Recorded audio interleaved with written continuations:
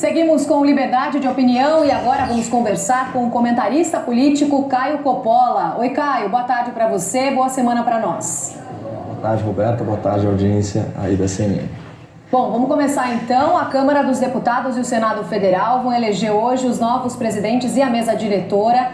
Apesar da pandemia, a gente sabe que a votação será feita de forma presencial e na Câmara o voto será eletrônico e a sessão deve ter início às 7 horas da noite. Claro que a CNN vai mostrar tudo para você ao vivo. Já no Senado, o voto será por meio de cédulas colocadas em envelopes, com sessão prevista para começar às 4 horas da tarde.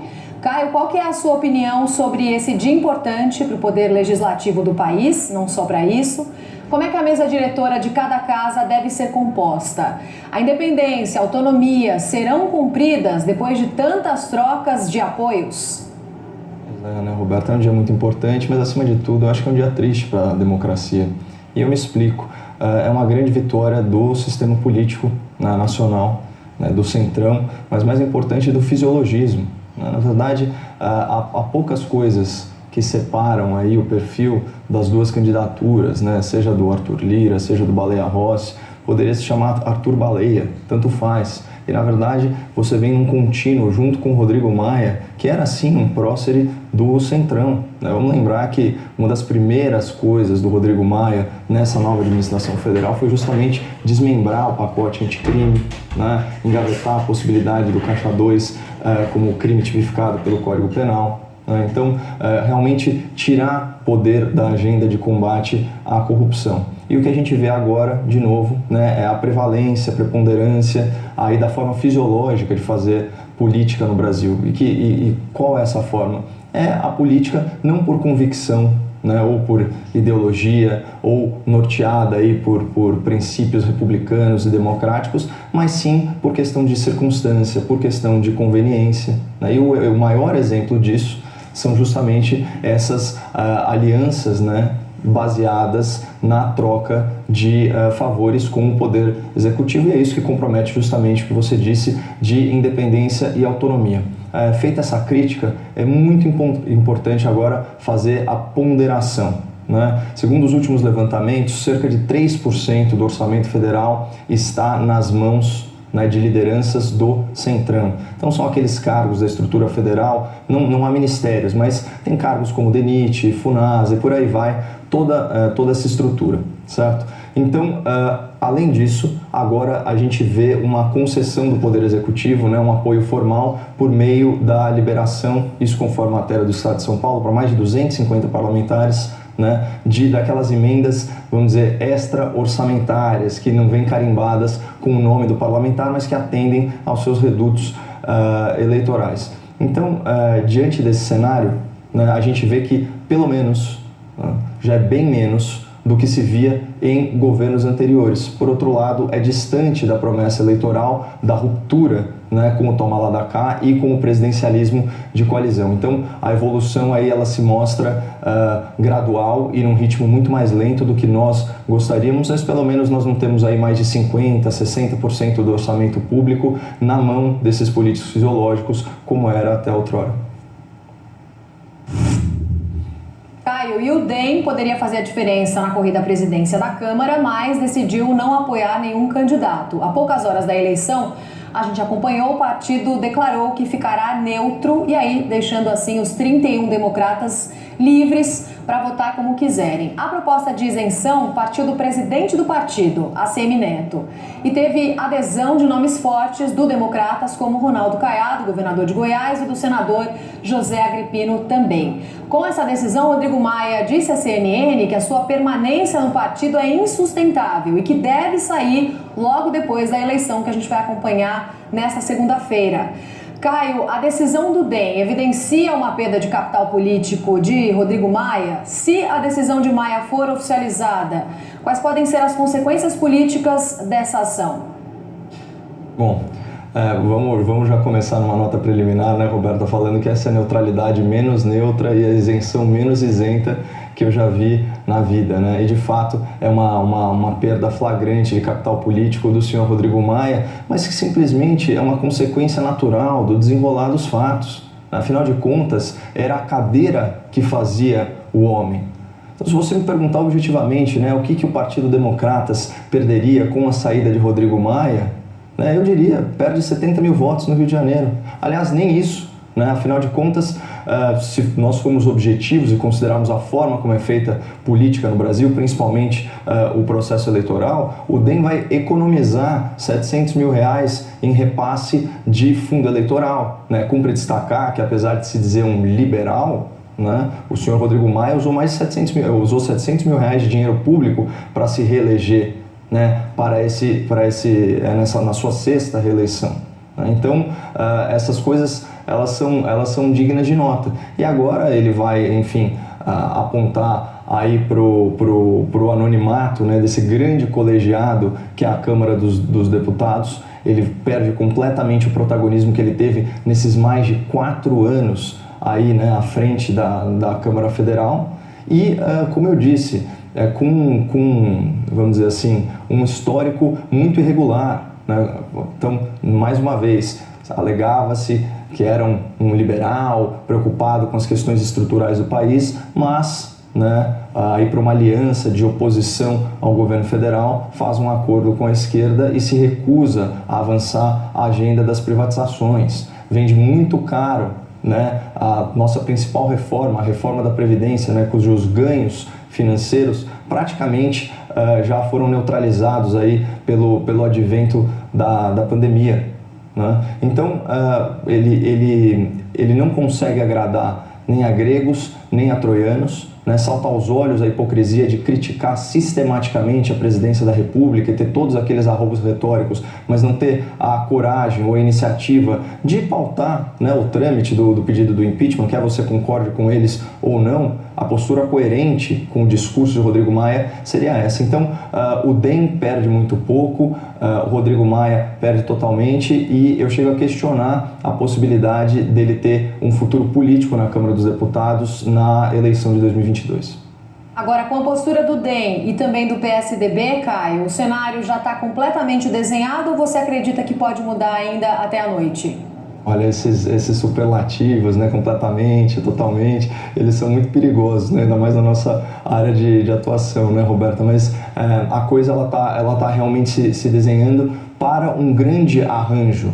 Eu acho que esse é o tom aqui do comentário.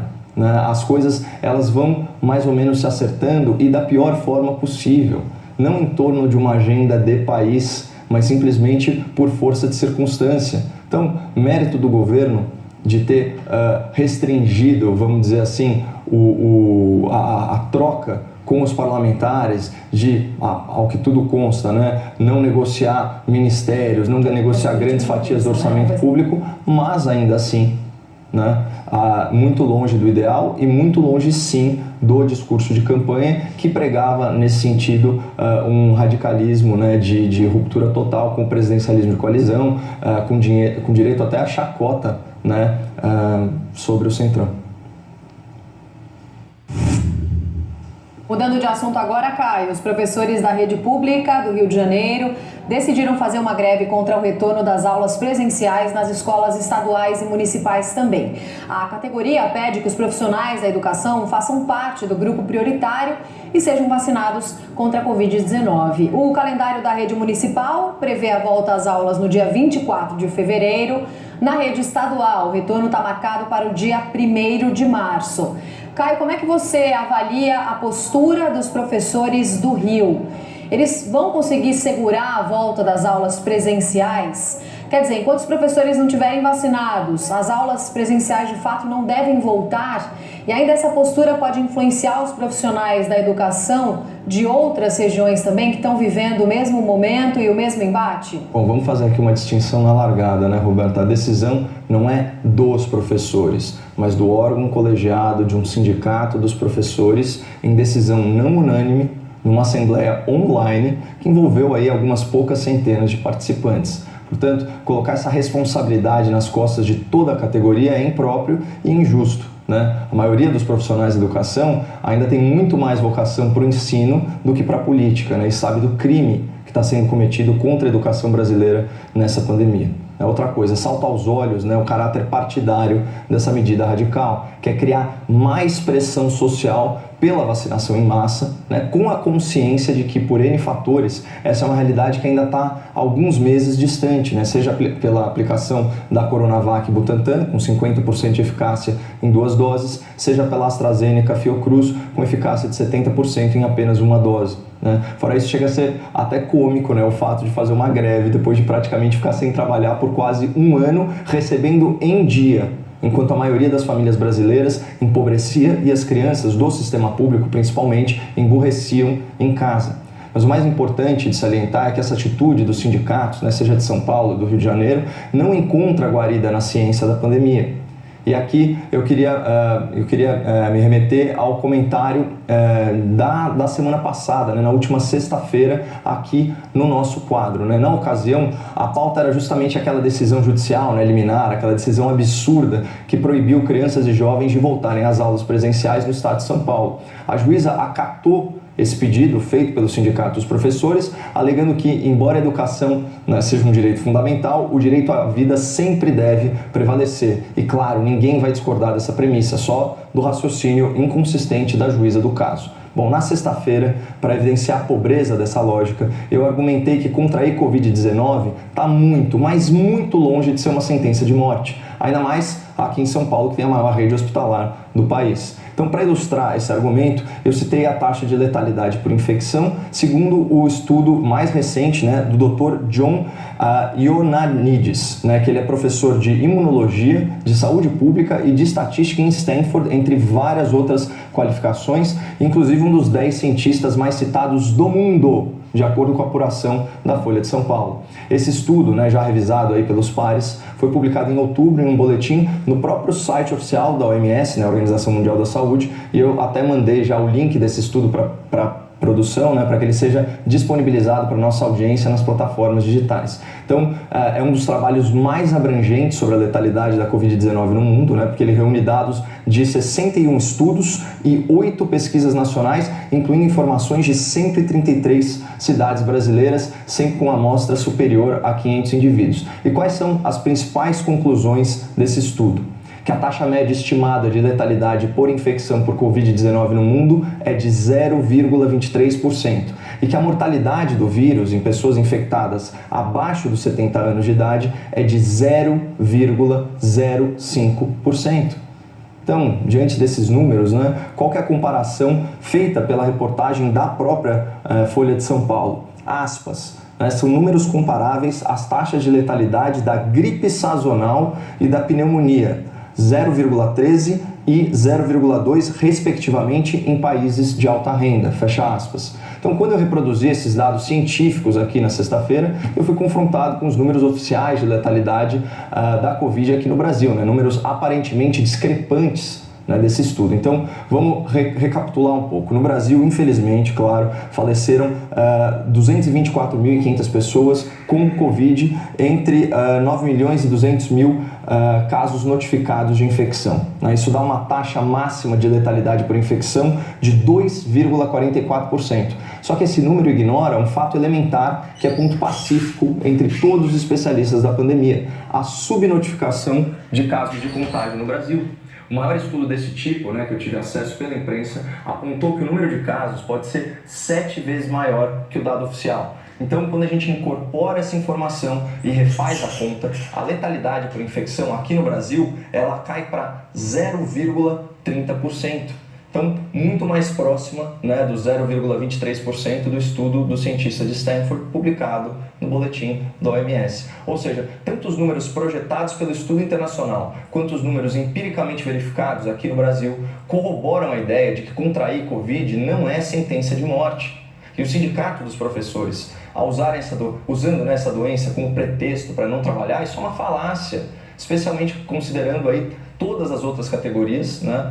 E que a idade média das vítimas fatais dessa doença é bem maior que a idade média de aposentadoria dos professores. Então, para fechar, Vamos lembrar também da denúncia, né, feita pelo secretário de Educação de São Paulo, que foi a público expor a hipocrisia dos sindicatos, né, que propõem essas ações, essas greves e tal, mas que mantém as suas colônias de férias abertas. Vamos lembrar também de milhares de outros trabalhadores de atividades essenciais, né, especialmente nas áreas de saúde, de segurança e de transporte público, que se tivessem essa mesma atitude desses sindicatos, iam parar o país e iam trazer o caos para uma situação que já é muito complicada.